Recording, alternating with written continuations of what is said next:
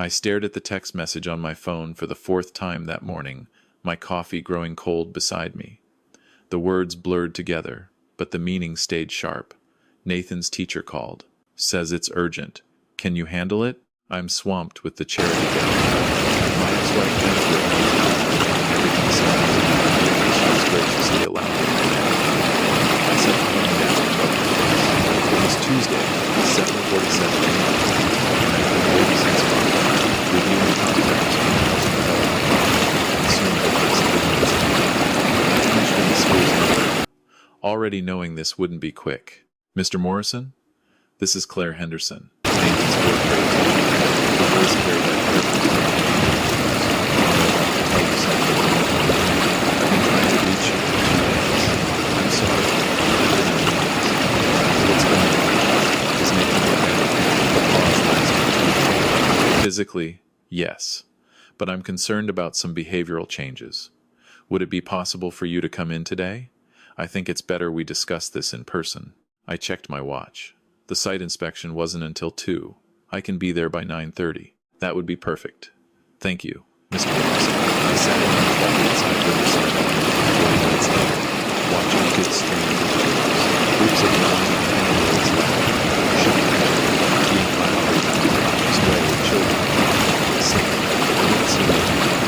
Claire Henderson met me at the office. A woman in her mid-40s with kind eyes and the worn patience of someone who'd taught long enough to know when something was truly wrong. She led me through a classroom. Nathan's grades had been gesturing to a chair beside her desk. That's not the concern.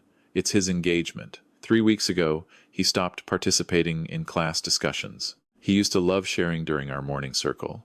Now he barely makes eye contact. I felt something cold settle in my stomach. Has something happened at school?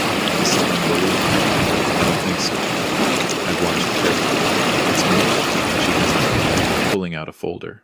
His homework assignments have become very sparse, like he's rushing through them. And twice last week, he fell asleep during afternoon lessons.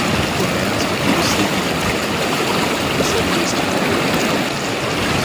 Parties? That's what he said. Grandma's parties. I asked if he meant he stayed up late because of things. He said no. He had to help serve. When I pressed, he changed the subject. She met my eyes. Mr. Morrison, I'm a mandated reporter. I need to understand what's happening. My mind raced through the custody arrangement. Nathan spent weekdays with Jennifer and weekends with me. Jennifer lived with her mother, Patricia, while she got back on her feet after the divorce. Patricia lived with me. Who'd never forgiven me for taking my daughter away from her influence, even temporarily. Who'd made it clear during our marriage that I wasn't good enough, didn't earn enough, didn't come from the right kind of family. I'll talk to him, I said. And to Jennifer, can I see him? He's in the library right now. I'll have someone bring him. Nathan walked in 3 minutes later, and my chest tightened. He wants weight. His hoodie hung loose on his shoulders, and there were shadows under his eyes I hadn't noticed during the weekend visits. I missed this. My voice light. Miss Henderson says you've been sleepy in class. Everything okay? He glanced at his teacher, then at me, and shrugged. I'm fine. You can tell your dad anything. I said gently. No one's in trouble. I'm just tired sometimes. Grandma has a lot of events. What kind of events? Another shrug. Dinners, fundraisers. She hosts them at the house. Mom helps. And I help too. Help how? Serving drinks, clearing plates, stuff like that. He said it like it was obvious. Like every 10-year-old spent their weekends working in class. I felt my hands curl like this and this. Of course, how often? Maybe twice a week. Sometimes more if it's busy season. Claire's face had gone very still. Nathan, honey, what time do these parties usually end? I don't know. 11? Midnight? I have to clean up after. The cold in my stomach turned to ice. On school nights? Yeah, but it's okay. Grandma says it's good for me to learn as much good. And Mom needs help because the catering company is expensive. I stood up before I could stop myself. Claire touched my arm lightly, a gentle warning.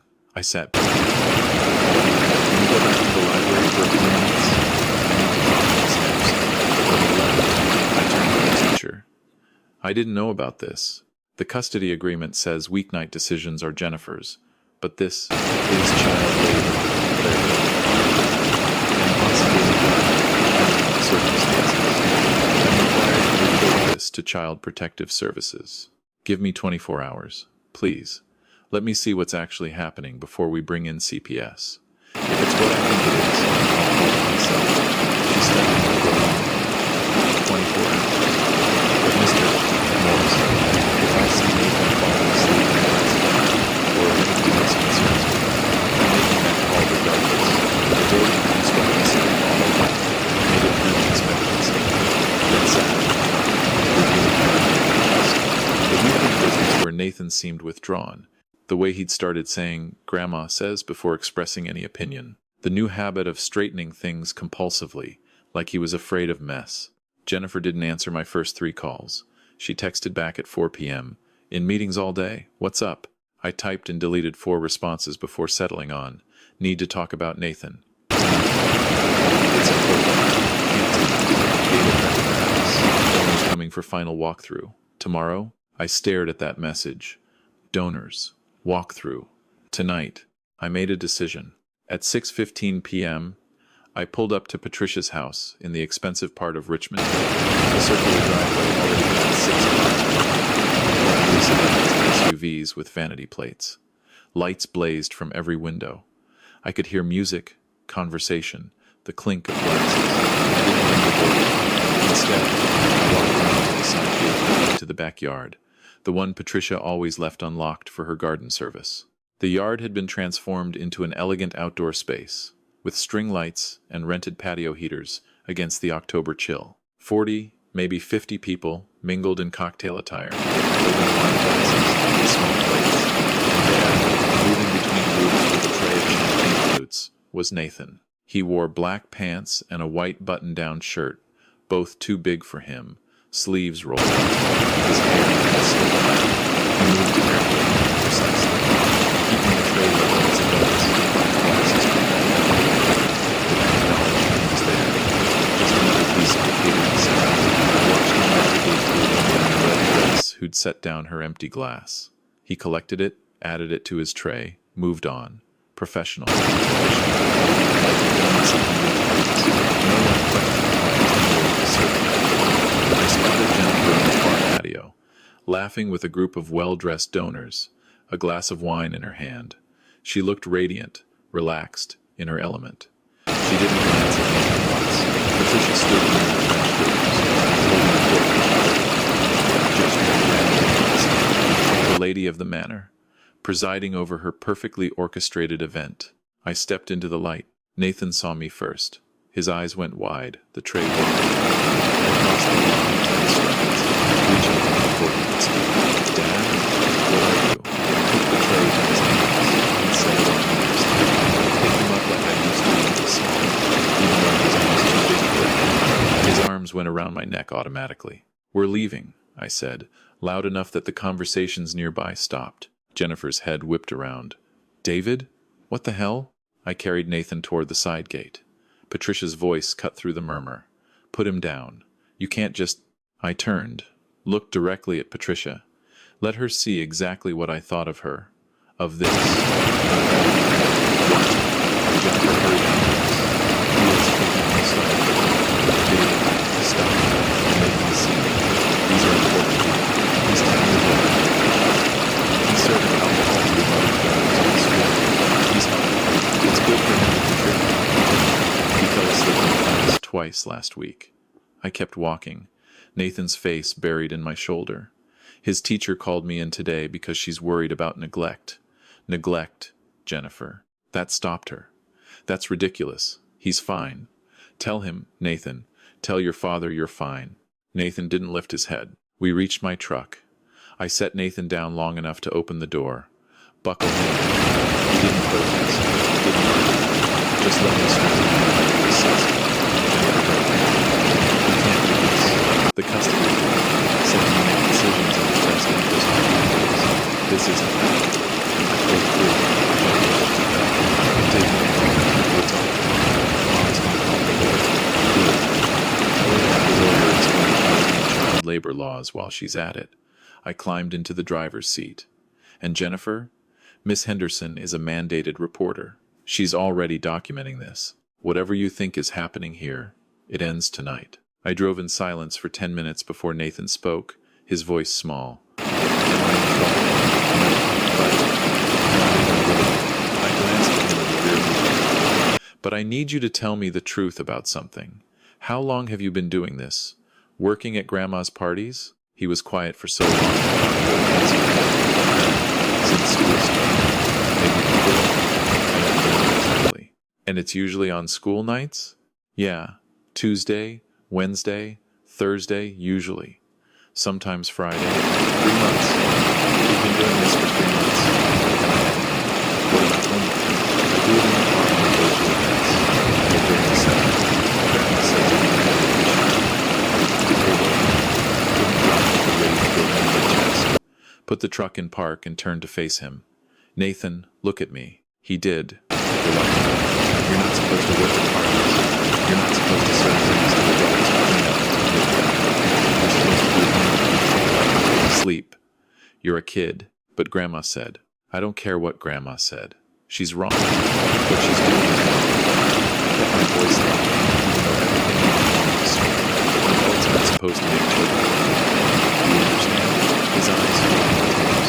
I thought I was helping him. She said she needed me. That we couldn't afford real caterers. That Grandma's events were important for her career. Oh, Nathan. I unbuckled, climbed into the back seat, and pulled him into a hug.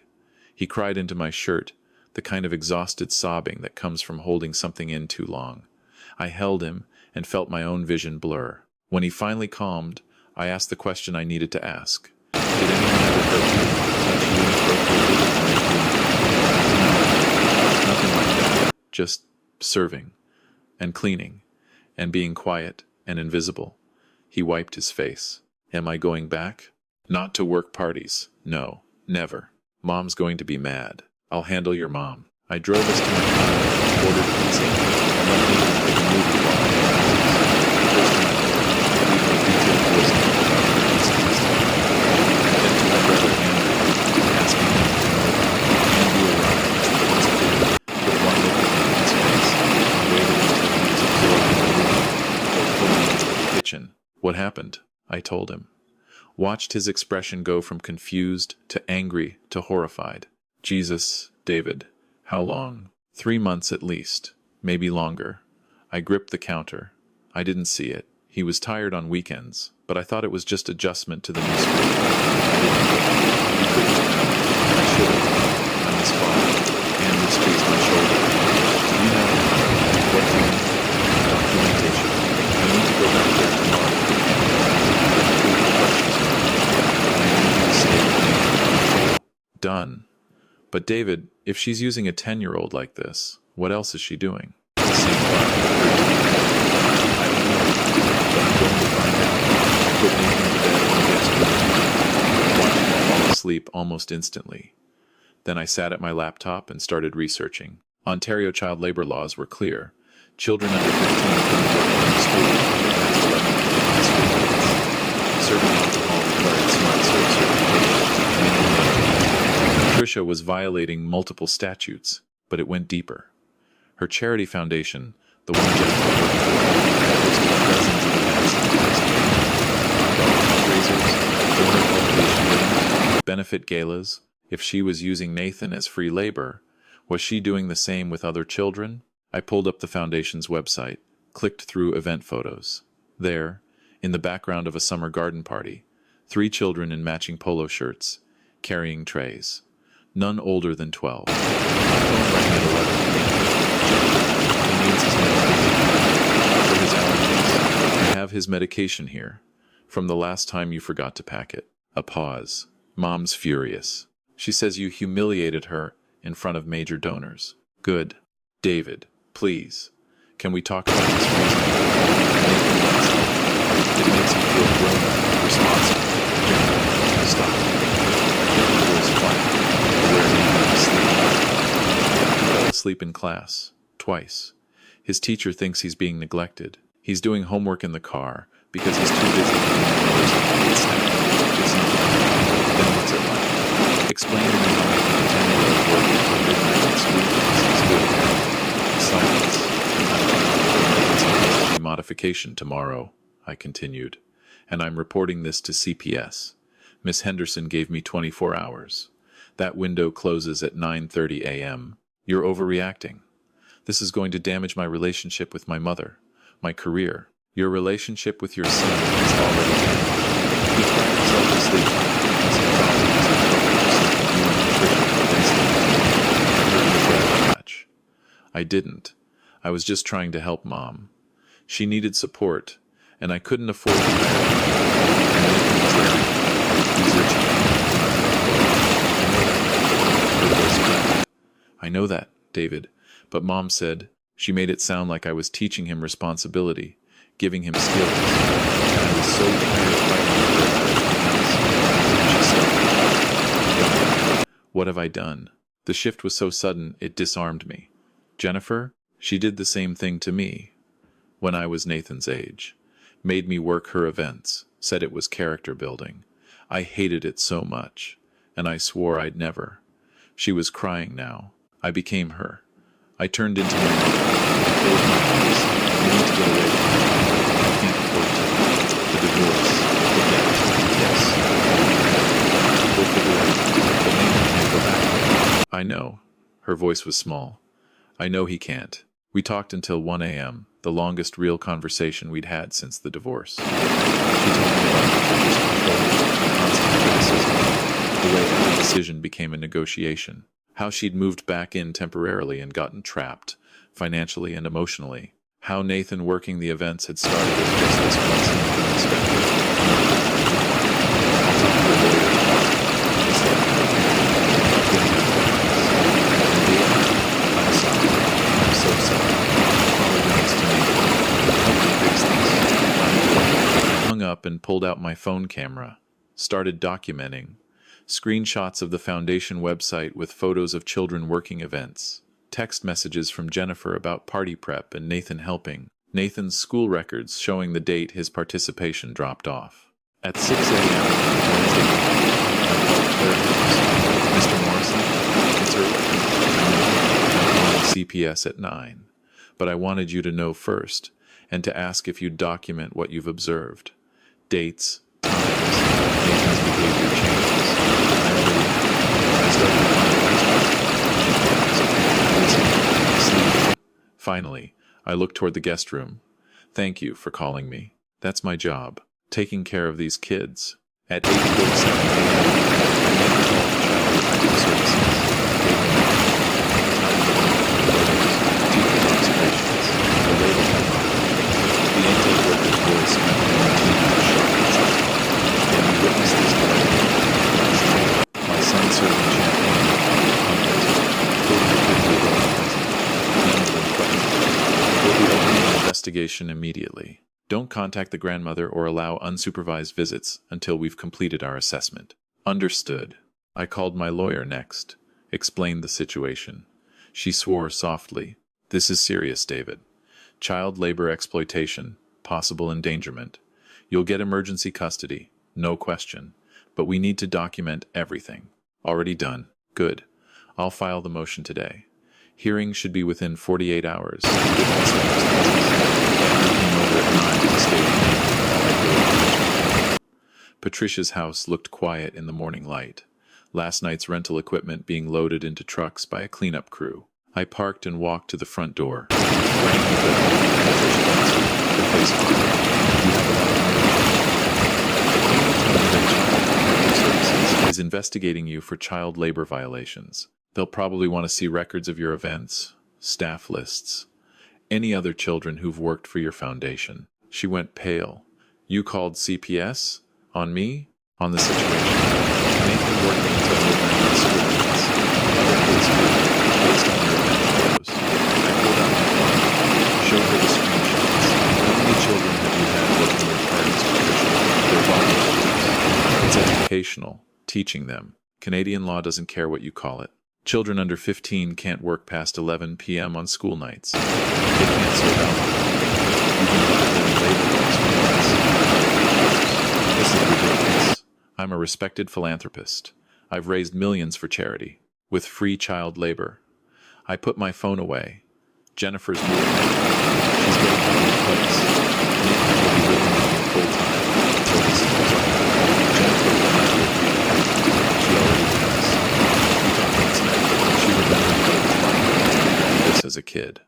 Something flickered across Patricia's face. Guilt, maybe. Or just anger at being caught. You're trying to turn my daughter against me. I'm trying to protect my son. There's a difference. I started to leave, then turned back. You know what the saddest part is? Nathan was proud of helping. He thought he was being responsible. Grown up. He didn't know it was wrong because he convinced him it was wrong. Just like he did with Jennifer. I left her standing in the doorway. The CPS investigation took 6 weeks. They interviewed Nathan, Jennifer, me. They reviewed Patricia's foundation records, talked to other parents of children involved in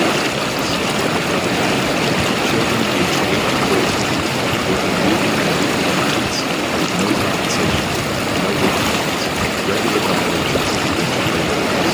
Foundation was fined $47,000.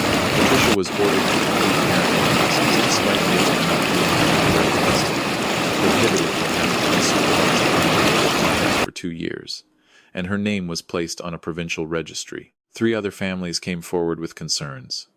One 12-year-old had been injured carrying heavy equipment. A 9-year-old had missed multiple days of school due to exhaustion. Patricia's defense that she was teaching responsibility didn't hold up against documented harm. Jennifer got her own apartment in November, a modest 2-bedroom in Markham. Started therapy. Began rebuilding her relationship with Nathan slowly. With my support, she quit working for her mother's foundation. Found a job with an actual nonprofit that didn't exploit children. The emergency custody hearing gave me primary placement. Nathan spent weekdays with me, weekends with Jennifer. No contact with Patricia without CPS approval, which required supervised visits. He joined the school robotics club, started sleeping through the night. The shadows under his eyes faded. 3 months after that night, I picked him up from school and found him talking animatedly with his teacher. He was laughing, gesturing, fully present. The kid I remembered from before the divorce. On the drive home, he asked, "Dad, why did Grandma think it was okay, making us work like that?" Us. He'd realized he wasn't the only one, because someone probably did it to her when she was young. And instead of recognizing it was wrong, she convinced herself it was right, that it made her strong or successful. I glanced at him in the rearview mirror. Sometimes hurt people without meaning to. They pass on what was done to them. Is that what happened with Mom? Partly, but your mom recognized it and stopped. That's the important part. Breaking the pattern. He was quiet. I don't want to do that to my kids someday. If I had kids, you know how it feels like. Wait, we'll build into the conversation after that. Before we got out, Nathan asked one more question. The other kids who work at grandma's parties, are they okay? CPS is helping their families, making sure they're safe. Good. He unbuckled his seatbelt. That's good. That night, I helped him with his math on the kitchen table. Regular, normal, boring Wednesday afternoon. He got frustrated with the problem. Erased his work. Tried again. No rushing. No doing it in the car on the way to an event. At 8:30, I told him to get ready for bed. He groaned theatrically, like any 10-year-old should. Can I read for 15 more minutes? 20. The lights out at home. Deal. I watched him head to his room, and I felt something loosen in my chest. The fear that had lived there since that night in October. The constant worry I'd been too late. That the damage was permanent. He was going to be okay. Jennifer called that weekend while Nathan was with her. He told me about joining robotics club. He's really excited. Yeah, he talks about it constantly. David, her voice softened. Thank you for seeing what I couldn't, or wouldn't. You're seeing it now. That's what happened. I'm in therapy, working on the controls. The people pleasing. My therapist says it's going to take time. That's okay. We have time. After we hung up, I thought about patterns, how they repeat, how they break, how Patricia had probably learned manipulation from someone else. I passed it to Jennifer, who'd started passing it to Nathan. until someone stepped in and said no, not on my watch, not to my son. The lesson I hope Nathan carries forward isn't just that what happened to him was wrong. It's that he had people who fought for him and couldn't fight for himself. That adults are supposed to protect children, not use them. That family isn't an excuse for exploitation. And most importantly, that cycles can be broken. That you can recognize the patterns you inherited and choose differently. That being aware of the damage done to you is the first step toward not inflicting it on others. 3 months later, Nathan asked if he could volunteer at a community center's after-school program. I almost said no automatically, my protective instincts flaring.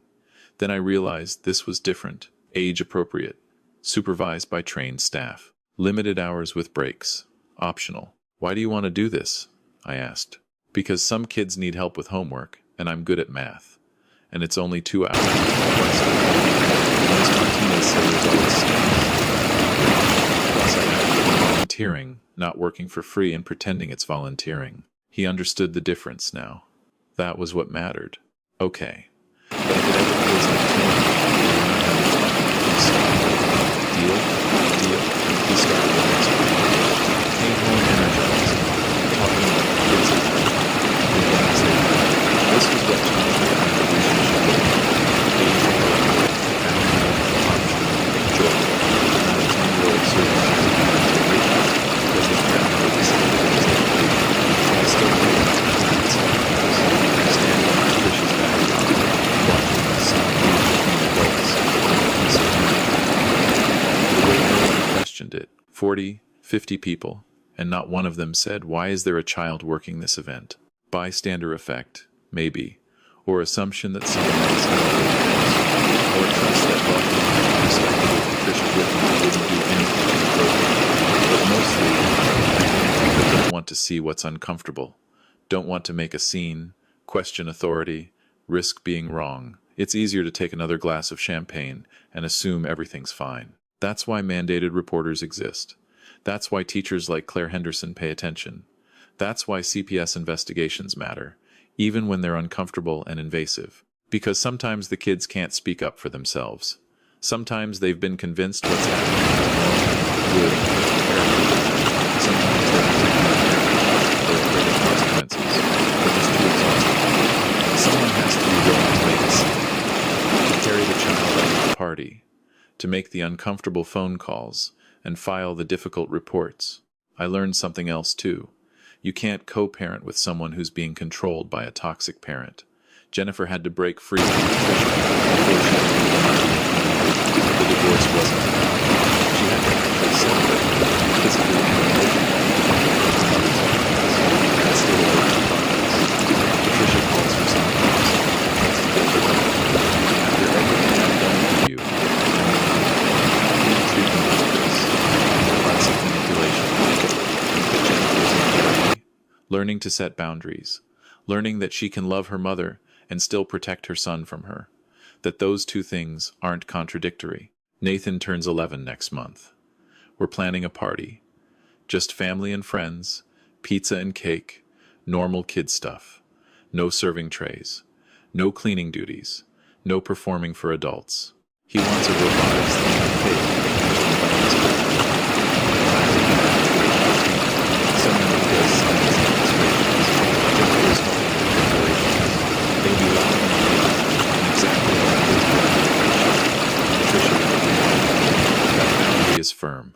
Will be for a long time. Maybe forever. Nathan understands. He doesn't ask about her much anymore. Last week, he showed me a presentation he's doing for school about child labor laws. He'd researched historical child labor, current regulations, exceptions for family businesses, penalties for violations. Did you know there are still places where kids work in dangerous conditions? He asked, showing me photos of children in factories overseas. Someone should do something about that. Someone is, I told him. Organizations that fight for child welfare, laws that protect workers, people who speak out when they see something wrong, like Miss Henderson, like Miss Henderson, and like you, when you're older, if that's something you care about. He nodded, thinking, yeah, maybe. The trauma of those months will probably stay with me at some point. The exhaustion, the pressure, the feeling of tied to how useful he could be to adults. Those patterns run deep, but he's getting help. Child therapy, play therapy, eventually more talk-based work as he gets older, processing life, understanding things in his own, learning healthy boundaries. And he has people around him now who model what healthy looks like. That rest is good. That childhood should include play. That adults who care about you want you to be happy, not useful. That's the real message. Not just about the specific expectation of experience, about what children deserve. Safety, protection. Adults who prioritize their well-being and infants and experiences are pre-laden. Every child deserves parents who will carry them out of the family and something. Who will make the hard calls, set the boundaries, fight the uncomfortable fights, and every child deserves to know that their worth isn't measured by what they can do for others, but by who they are. That they don't have to earn love through service. That rest isn't laziness. That saying no to adults is sometimes the right choice. Nathan's learning these things now. Better late than never. Better at 10 than at 30. Still trying to unlearn the patterns. I watch him sometimes, sprawled on the couch with a book or building Lego with complete focus. And I'm grateful. Grateful his teacher noticed. Grateful I listened. Grateful Jennifer found the strength to break free. Grateful we caught it when we did. Fulfill the damage we did. Because that's the thing about cycles. They keep going until someone stops them. And stopping them is hard, uncomfortable work. It costs relationships, disrupts families, forces everyone to look at painful truths. But it's worth it, every time. For the kid on the other side who gets to be a kid instead of unpaid labor, who gets to sleep through the night, who gets to believe adults when they say they're safe. That's the story I hope Nathan tells someday. As children, not the story of what was done, the story of what's people chosen their appearances, truth over comfortable lies. How love looked like a father carrying his son out of a party and refusing to look back. That's the inheritance I want to leave him. Not trauma, not patterns, not the weight of someone else's dysfunction. Just the knowledge that he is worth fighting, that he always will, and if he ever has kids of his own, he'll fight them. Because he'll remember what it felt like when someone fought for him. That's how cycles break. That's how patterns end. One carried child at a time. One uncomfortable phone call. One firm boundary. One parent choosing dignity. It's not dramatic. It's not instant, but it's enough.